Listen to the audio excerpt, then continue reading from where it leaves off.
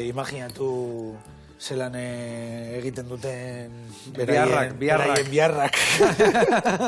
Hori da, egan, nola egiten dira biharrak, hor da, katxarro bat hori dala espazioko komunak, ez da? Bai.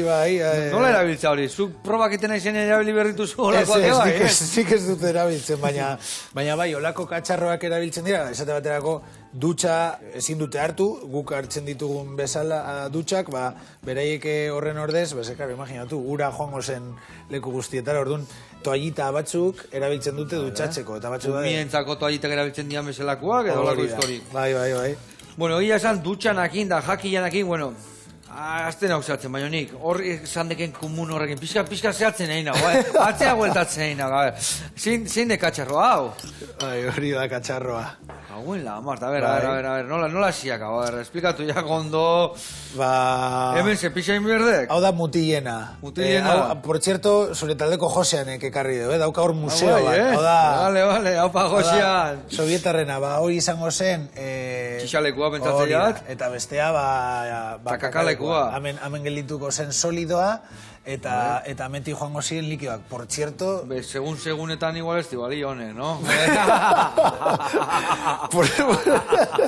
Por cierto, beitu, bitxikeria... Garbia, vamos, no? Basekate menu, hostia. Nik horregatik ez dutukitu. Bere leku alago ya baspare, Ez, baina beitu, oso bitxia da, Josean, erabilital dao.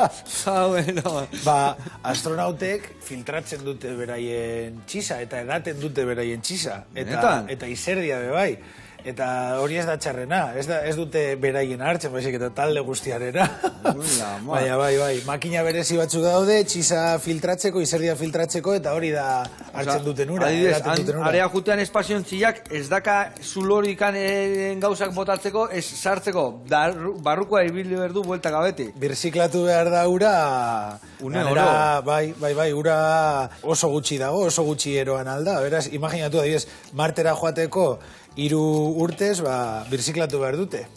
Eta ni pentsatzea, eta adibidez hor, 3 urtez urberdina hueltaka, hori zite, irekin, egozi, eta gero vaporak, berrio lurrunduta zertzen dira? Bertan ezin da ireki ez ezer, Ezin da zukaldatu. Dago, gainera, bertako labeak, ez dira gureak bezala, dira bi plaka metaliko, orduan beraiek sartzen dituzte jatekoak, daukade sobre berezi bat, eta orduan, bi plaka horiek zapaltzen dute jakia, eta berotu egiten dute. Bi plantxa bezala, oza, panini horietako plantxa bezala. Bai, bi plantxa bezala, ez dago laberik, ez dago zurik, ezin da egin zua. Beraz, imaginatu. Ze alda jan, remaiak ilusio bat niko guazeka juteko, eta zertzegal jatia zeusen normala alde jan. Jaten da danetarik gaur egun, Kontua da zelan eramaten diren gauzak. Gauza asko liofilizatu egiten dira, kentzen da ura eta gero berriro ura botatzen da barrura. Hori da. Baina bai, egiten dute 150 Amerikarrek, 150 Errusiarrek diseinatzen dute menua.